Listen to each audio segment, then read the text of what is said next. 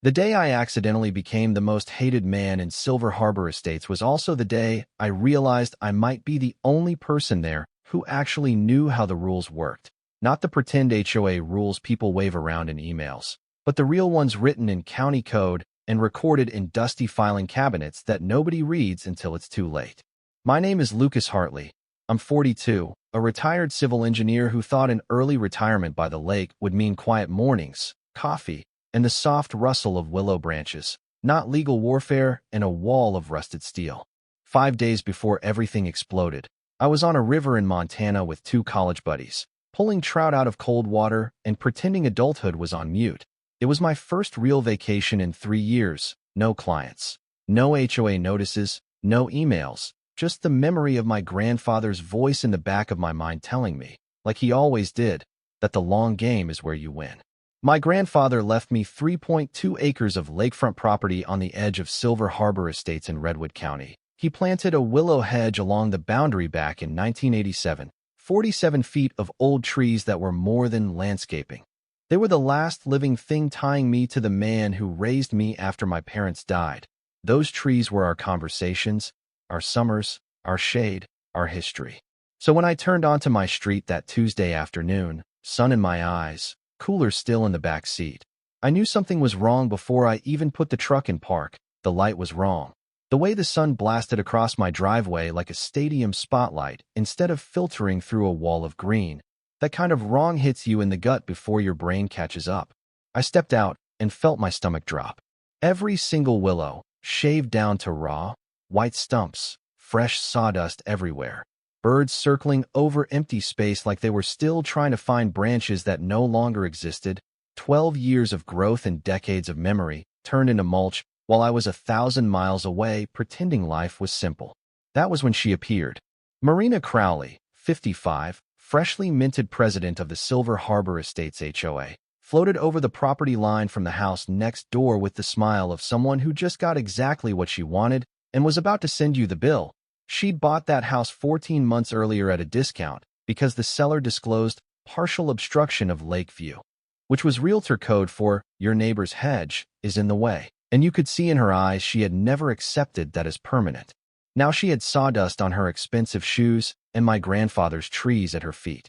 She told me it was nothing personal, that the board had determined my hedge violated Section 7.3 of the CC and RS about obstructing community sight lines, that a compliance notice had been mailed and I had failed to respond within 14 days, so the HOA exercised its right to remedy the violation.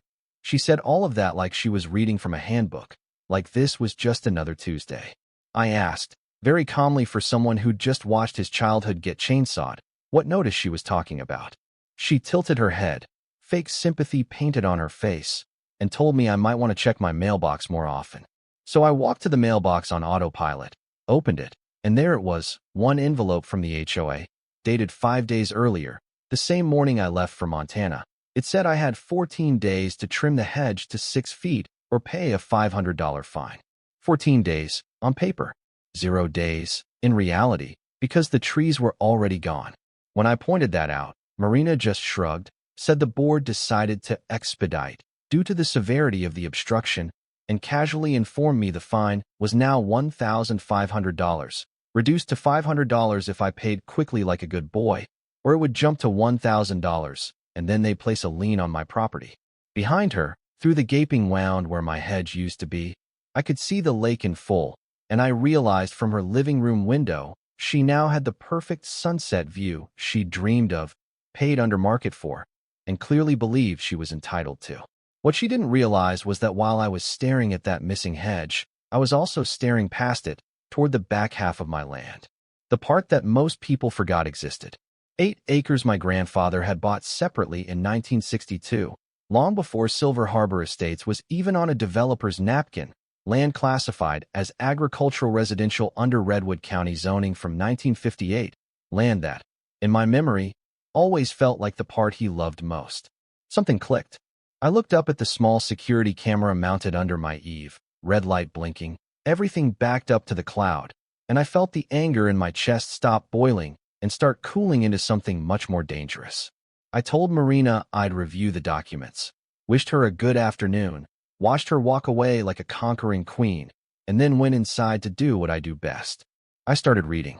I called Andrew Keller, a real estate attorney I'd worked with years back, the kind of guy who actually enjoys zoning language, and asked him to pull my deeds, the original county zoning, and the HOA boundary maps. When he called back the next morning, he told me to sit down. According to the 1958 zoning and the 1962 deed, that back parcel, the very strip where my willow hedge stood, was a separate agricultural residential lot, explicitly excluded when Silver Harbor Estates was platted in 1988. In plain English, the land Marina just trespassed onto with chainsaws and HOA swagger was land the association had zero authority over. Her board didn't trim a hedge. They destroyed private property where they had no jurisdiction at all. And that changed everything. Once I knew the law was on my side, the anger stopped feeling like fire and started feeling like fuel, slow burning, controlled, the kind you use to smelt steel. I dug into HOA archives using a formal request, and what I found wasn't an accident.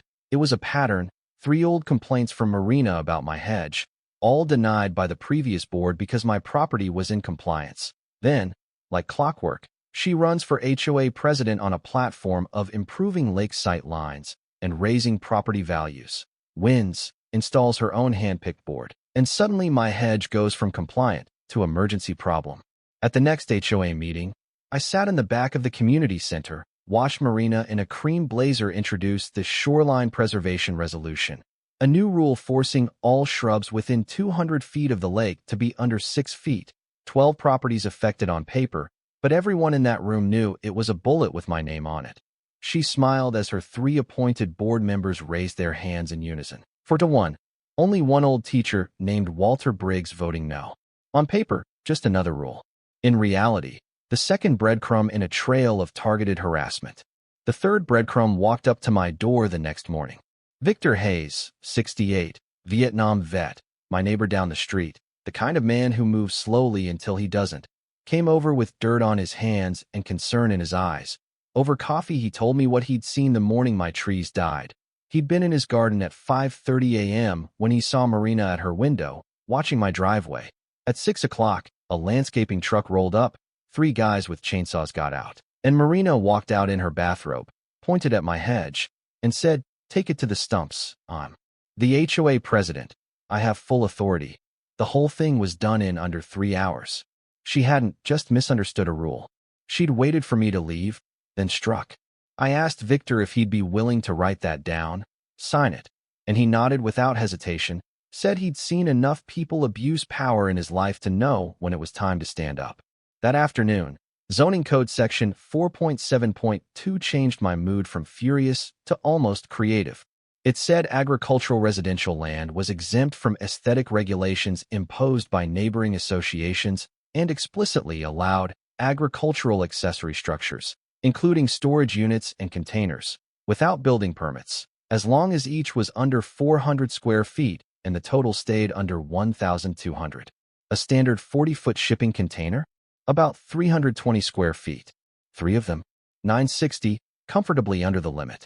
So I drove out to Harper Logistics, a freight yard outside town where I'd consulted years earlier, and found Caleb Harper standing in a sea of retired containers, steel boxes stacked 3 high, paint faded, rust bleeding down the sides like old wounds. When I told him I wanted the ugliest 3 he owned, he laughed and said he'd pay me to take them. I said I'd happily give him $800 apiece delivered if he could drop them Saturday at 8 a.m. sharp. Back home, I filed a request under the state's HOA Transparency Act and forced the board to hand over 3 years of financials. Somewhere between the bland landscaping charges and copier leases was a single line item that shone like a flare. For $1,200 paid to Evergreen Grounds crew on the exact day my hedge came down, listed as miscellaneous grounds maintenance, with 0 board vote mentioned in any minutes.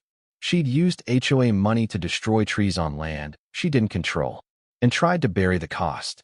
I bundled everything: grandfather's deed, boundary survey I'd just ordered from Nate Ellison, zoning printouts, the financial discrepancy, Victor's statement, into a certified letter addressed to Marina and the Silver Harbor Estates HOA board.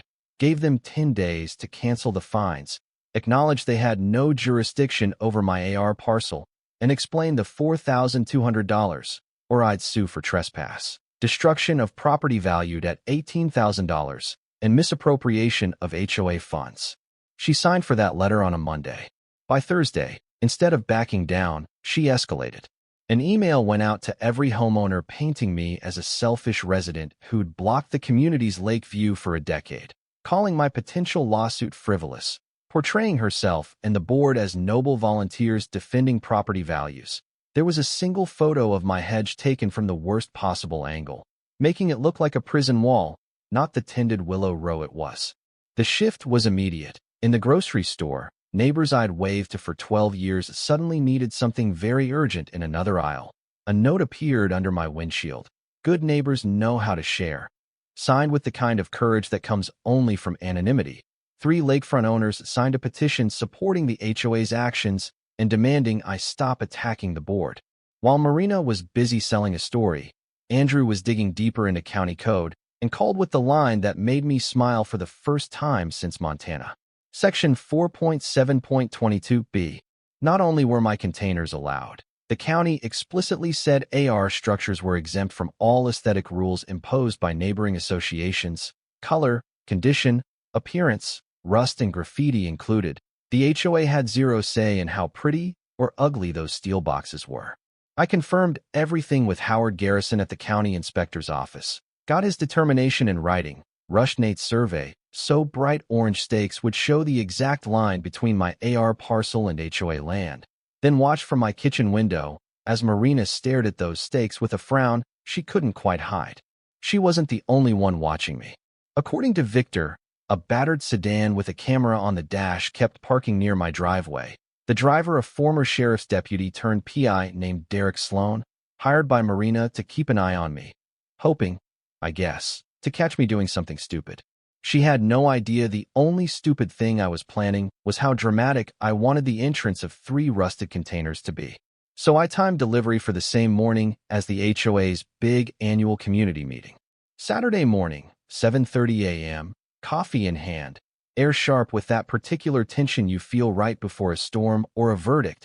I heard the rumble of a heavy truck coming down the street. 5 minutes before 8, the Harper Logistics flatbed turned the corner, carrying 3 40-foot containers that looked like they'd survived wars, storms, and bad decisions, rust-streaked like dried blood. Patches of old blue paint clinging to metal that had given up on being pretty. Caleb hopped down, grinned, asked me where I wanted my monsters. I pointed to Nate's stakes, parallel to the HOA line, exactly 10 feet inside my AR parcel, directly between Marina's living room windows and the lake. He nodded and started unloading with quiet precision.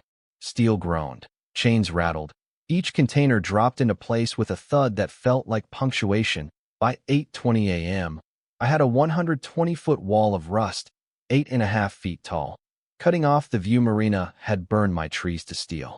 Neighbors drifted out like birds drawn to noise, whispers floating through the morning air, faces a mix of horror, shock, and, in Victor's case, barely restrained delight. You could tell who'd signed the petition by how tightly they folded their arms. At 8:35, right on cue, Marina emerged in her silk robe, eyes wild, marching across the line like it didn't exist, finger already raised. She demanded to know what I thought I was doing. So I handed her the folder. Certified survey from Nate, letter from Howard, zoning citations, all confirming the same thing. The containers were on AR land, fully legal, completely outside HOA jurisdiction, needing no permits, no approvals, and certainly no blessing from her. I watched the color drain from her face as she flipped pages, watched the crowd lean in, smelled the moment when the story in their heads hit the brick wall of reality. Then I did what she had done to me. I went public. I turned to the gathered neighbors, raised my voice, and explained that my willow hedge had never been on HOA property, that the association had no authority over that land, that their president had ordered the destruction of 12 years of growth using $4,200 of HOA money with no recorded board vote. I passed out stacks of screenshots from my security camera showing Marina in her bathrobe at dawn pointing at my trees, timestamped for the morning I was in Montana. You could feel the crowd shift. Walter Briggs asked the question out loud. How much community money went into this? I held up the financial records, showed the line item, explained the lack of minutes, and watched Patricia Langley. No. In our version, Lauren Pierce, the treasurer, go pale. She stepped forward, voice shaking, and admitted she'd signed off because Marina told her it had been pre-approved. There was never any vote, never any discussion. She looked at the numbers again like they'd just slapped her. That's when Marina did what bullies do when the room stops clapping. She pulled out her phone and called the sheriff. Illegal construction, she told them. I told her, loud enough for everyone to hear, that I'd be happy to show the deputies the same documents. We all waited. No one went inside. This had become the neighborhood's main event. When Deputy Colin Rhodes and Officer Jenna Miles arrived, they didn't come in with lights or sirens, just the exhausted posture of people who've seen too many adults act like children. Marina rushed them, poured out her story, gesturing at the containers like they were weapons. Rhodes listened, then turned to me and asked for my paperwork. He took his time reading, checked the stakes, the maps, the letters. Finally, he handed the folder back and, in front of everyone, told Marina that the containers were legal, outside HOA control, and that there was nothing he could cite me for. Her face cracked. Then Rhodes turned back to me, and I handed him the other stack. Camera screenshots, Victor's signed statement, survey showing the hedge on AR land, the financial printouts, the HOA email where Marina claimed authority over properties within HOA jurisdiction while talking about mine. His expression changed from neutral to very, very serious. He asked Marina if she authorized the tree removal. She said it was enforcement. He pointed to the survey line on the page, reminded her that this land was never in the association, that she'd ordered work on property the HOA did not control, that she'd used HOA funds to do it. He told her, in that calm cop voice that makes your stomach twist, that he'd be forwarding all of this to the county prosecutor for review. Trespass, destruction of property, misappropriation of funds. When the deputies left, Marina stood alone in her yard, staring at a wall of rust that would now be the backdrop to every day she had left in that house. 14 days later, a notice went out for an emergency HOA meeting. That night, the community center was packed, more people than I'd seen at any event since I moved in. Lauren Pierce stood at the front with a laptop and a stack of documents, and she walked everyone through an internal audit. For $1,200 for my hedge, $6,800 to Marina's brother-in-law for consulting, with no contract or records, $3,400 in plants and patio work billed as community landscaping, but sitting in Marina's yard, $14,400 in total misused funds, plus $18,000 of damage to my trees per the arborist's assessment. When they voted on a motion of no confidence, the result was overwhelming. Marina Crowley was removed as HOA president by a landslide. She tried to threaten lawsuits, but Lauren calmly announced that the Redwood County prosecutor had already opened an investigation based on Deputy Rhodes' report, listing possible charges and maximum penalties. You could see the numbers hit Marina harder than any words. She stormed out to silence. Then he clapping started. 6 months later, the legal system finished what the neighborhood began. Marina took a plea deal. Trespass fine, destruction of property, $18,000 restitution paid directly to me, felony misappropriation with probation and full repayment of the $14,400 to the HOA, over $40,000 gone. The savings she'd probably imagined spending on something nicer than court fees and bad decisions. To cover the fallout, she put her house on the market, tried to photograph around the containers, but you can't hide 120 feet of rust from a wide-angle lens. She bought at $485,000, sold for $385,000, left Silver Harbor Estates in the rearview, and never came back. Under Lauren's new leadership, the HOA changed. 3 signatures for expenses over $250, quarterly independent audits, all minutes posted publicly, an oversight committee chaired by Walter to review enforcement actions so no one could weaponize the rules again. They repealed the shoreline resolution and sent me a letter signed by dozens of households, apologizing for what had happened. As for the containers, I let them stand raw and ugly through winter, a scar the neighborhood needed to look at. But in spring, I hired local artists to turn that rust into a story, one mural of willow trees dancing in wind that only existed in memory, one of the lake at sunset, and one of small houses connected by bridges, the words along the bottom reading, "Good neighbors build bridges, not barriers." On the anniversary of the day the hedge died, we held a small ceremony. 60-plus families came. We planted 47 willow saplings along the edge of my AR parcel. Each family claimed a tree, added their name to a small marker. Walter planted the first, Lauren the second, Victor the third, and he leaned over and told me my grandfather would have been proud. I stood there as the sun dropped behind the painted containers, kids running between saplings, the lake gleaming just beyond, and for the first time in a long time, I felt something that wasn't anger or strategy. I felt peace. Not because Marina lost her job, her money, and her house, though she did. Not because my containers turned into art, though they did. But because we proved something quietly powerful, that you don't have to scream, burn, or break to beat someone who abuses power. You just have to know the rules better than they do, document everything, and refuse to fold. If you've ever had an HOA president, a boss, or anyone with a tiny bit of power try to make you feel small on your own property, your own life, tell me your story in the comments. Do you think I went too far with that wall of rust? Or was it exactly the lesson she earned? And if you want more real stories where bullies learn the hard way that the law isn't their toy, you know what to do. Subscribe to LULU Stories. And we'll talk again at the next lake.